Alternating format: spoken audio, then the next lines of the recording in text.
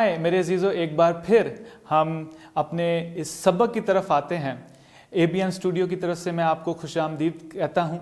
और जैसे आज का सबक नंबर 12 है और उसके इन्वान की तरफ भी हम चलेंगे, हिफ्स करने की आयत की तरफ भी चलेंगे, लेकिन उससे पहले मैं चाहता हूँ कि हम सब खुदा के रूह की हिदायत में इन चीज़ों को सीख सकें। आए हम मिलकर दुआ करें। ऐ जिंदा खुदावंद खुदा, तेरा शुक्र करते हैं जैसे आज हम इस सबक को सीखते हैं, तेरे कलाम में से सीखते हैं। ऐ बाप, तू हमारे साथ हो, हमारे जहनों को खोल और अपने रूह के वसीला से हमें हदायत बख्श। ये सब कुछ प्यारे यीशु मसीह के नाम से मांग लेता हूँ, आमीन। मेरे अजीज़ों, हमारे पास हमेशा एक हिफ्स करने की आयत होती है। आज हमारे पास मकाशफा उसके 14वें बाब की 6ठी और 7वीं आयत है। इसमें कुछ यूं लिखा है, फिर मैंने एक और फरिश्ते को आसमान के बीच में उड़ते हुए देखा, जिसके पास जमीन के रहने वालों की हर कौम और कबीले और अहले जुबान और उम्मत के सुनाने के लिए अब्दी खुशखबरी थी। और उसने बड़ी आवाज से कहा कि खुदा से डरो और उसकी तमजीद करो, क्योंकि उसकी अदालत का वक्त आ पहुंचा है। और उसी की इबादत करो जिसने आसमान और जमीन और समुंदर और पानी के चश्मे पैदा किए। आए मेरे अजीजों, हम अपने अनवान की तरफ आते हैं। यहां पर हम देखते हैं कि बांटने के लायक पैगाम, ये हमारे आज सबक नंबर 12 का अनवान है। और हम इसके मुतालिक मजीद देखेंगे। मसीह की कफारा बख्श मौत आलमगीर थी। ये तमाम लोगों और पूरी कायनात के लिए थी। अंजील हर जुबान, नस्ल और सकाफत के लोगों से कलाम करती है। ये नस्ली तकसीम को ख़त्म करती है। आपके और मेरे लिए नाकाबिले यकीन खबर यह है कि यस्सु ने अपनी ज़िंदगी, मौत और जी उठने में रियासतों और जहन्नम पर फतह पाई। तमाम अंजील और खुशखबरी यस्सु के मुतल्लिक है। वो हमारे लिए मुआ और हमारे लिए जिंदा है। बाइबल मुकद्दस मसीह की 2 आमदों पर तवज्जो मरकूज करती है। पहले वो हमें हमारे गुनाह से खलासी देने के लिए आया और अब हमें घर वापस ले जाने के लिए आएगा। और हमारी इसी खलासी को उसने लामहदूद कीमत से खरीदा है। क्या हम घर वापस नहीं जाना चाहते? क्या हम तैयार हैं?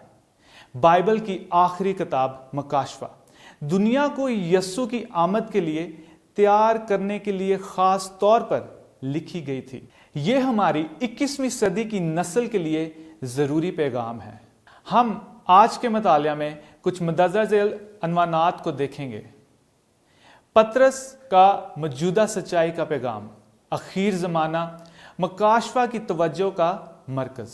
अखीर ज़माना के लिए मकाशफा का पैगाम, खुदा के पैगाम को पूरे तौर पर समझना, और आखिर में खुदा की आखिरी अपील। खुदा अपने लोगों को गुमराह नहीं करता। खुदा अपने लोगों को बाकायदगी से पेशनगोई के कलाम के जरिए पैगाम भेजता है। जब हम पतरस का मौजूदा सच्चाई का पैगाम देखते हैं तो हमें कुछ चीजें सिखाता है। खुदा अदालत से पहले नबियों के जरिए अपना पैगाम जाहिर करके अपने लोगों को मुस्तकबिल के लिए तैयार करता था। हम देखते हैं कि तूफान से पहले खुदा ने नूह के जरिए एक पैगाम भेजा कि तूफान आने वाला है। मूसा के वक्त खुदा ने मूसा को भेजा ताकि मिस्र से इस्राएली कौम को निकाल लाए। हर सदी और वक्त में एक खास मौजूदा सच्चाई का पैगाम था। आज की सदी में कोई तूफान का पैगाम नहीं है या मिस्र की गुलामी का आलम नहीं है। दूसरे पतरस के पहले बाब की 12 और 16 से 21 आयात में पतरस इस बात को जाहिर करता है कि हम खुदा के कलाम की नबूवत पर यकीन रखें, क्योंकि नबूवत की कोई बात आदमी की ख्वाहिश से कभी नहीं हुई, बल्कि आदमी रूहुल कुद्दस की तहरीक के सबब से खुदा की तरफ से बोलते थे। पहली सदी के लिए अब्दी अहमियत का पैगाम यह था कि मसीह आ गया। यह पैगाम निजात का पैगाम था। यीशु मसीह में निजात का पैगाम कभी भी पुराना नहीं होगा। यह पैगाम हर नस्ल के लिए मौजूदा सच्चाई है। बाइबल की आखिरी किताब मुकाशवा इस अब्दी निजात को आखिर जमाने के लिए पेश करती है, ताकि लोगों को मसीह की जल्द वापसी के लिए तैयार किया जाए। हम अपने दूसरे अनवान की तरफ आते हैं। अनाजील का बुनियादी मरकज मसीह की पहली आमद पर है। उसकी पैदाइश, जिंदगी, खिदमत, उसकी मौत और जी उठने की कहानी बयान करती हैं। अगरचा अनाजील उसकी दूसरी आमद का बयान करती हैं, पर मुकाशवा की किताब की बुनियादी तवज्जो का मरकज मसीह की जल्द वापसी है। इसकी हर बड़ी पेशनगोई हमारे खुदावंद की जल्दी वापसी पर इख्तिताम होती है। हम मुकाशवा 1 बाब की 7 आयत, 11 बाब की 15 आयत, 14 बाब की 14 से 20 आयत और 19 बाब की 11 से 18 आयत में कुछ एक से नताइज देखते हैं। इन सब हवाला जात में हम देखते हैं कि यीशु मसीह एक बादशाह की हैसियत से आसमान के बीच में अपने फरिश्तों के साथ आता है। और सिर्फ ये नहीं, बल्कि वो तो ज़बा किया हुआ बरा है जो बादशाहों के बादशाह और खुदावंदों के खुदावंद की हैसियत से आ रहा है। दुश्मनों को शिकस्त देगा जो उसके लोगों पर जुल्म और सितम करते हैं। गुनाह से छड़ाएगा, जमीन नहीं भन जाएगी और खुदा के नजात याफ्ता हमेशा खुदावंद के साथ रहेंगे। खुदा मुकाशवा में बनी नो इंसान को दावत देता है कि वो उसकी हमेशा की जिंदगी, नजात और मोहब्बत के पैगाम को कबूल कर लें। वो हमें अपना ये पैगाम बांटने के लिए अपने मिशन पर भेजता है। आए हम अगले अनवान की तरफ चलते हैं। मुकाशवा का मरकज 14 बाब है, जब हम इस अनवान को देखते हैं आखिर जमाना के लिए मुकाशवा का पैगाम, और उस पैगाम को हम मुकाशवा 14 बाब में देखते हैं। आखिर अयाम में रहने वाले खुदा के लोगों के लिए ये इंतहाई अहमियत का हामिल है। ये आखिर ज़माना का पैगाम तमाम इंसानियत के लिए है। मुकाशवा 14 बाब उसकी 14 से 20 आयात में खुदावंद की वापसी के मंजर के लिए एक खास अलामत का इस्तेमाल किया गया। फसल की कटाई।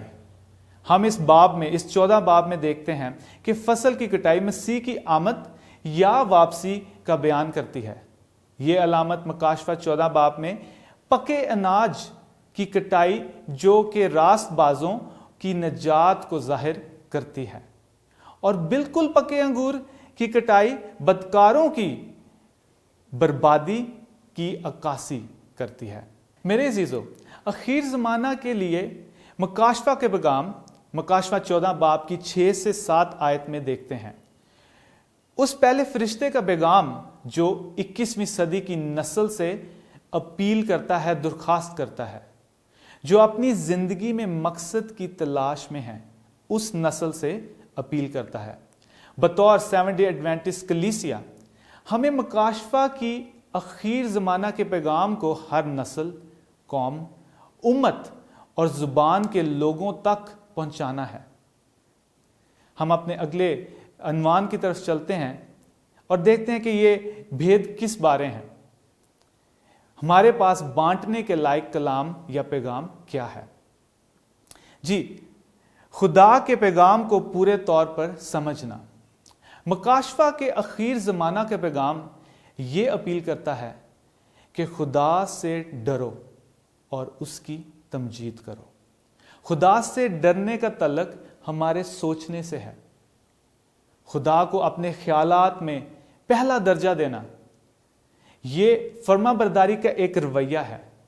हम उसकी तमजीद अपनी जिंदगी के हर पहलू में कर सकते हैं। इंसान अपने आप में यही सोचता है कि मैं जवाबदेह नहीं हूं, لیکن واعظ 12 باب کے حاصل کلام یہ فرماتا ہے کہ خدا سے ڈر، اس کے حکموں کو مان، کیونکہ ایک دن خدا ہر چیز کو عدالت میں لائے گا۔ ہمارے اندر خدا کا روح ہے، یہ جسم اس کا مقدس ہے۔ یہ روح اور ہمارے بدن کا مقدس کا رشتہ ہمیں اپنے ہر فعل کو خدا کی تمجید میں ڈھالنے کا احساس دلاتا ہے۔ ہم اپنے آخری عنوان کی طرف چلتے ہیں، خدا کی آخری اپیل یا درخواست۔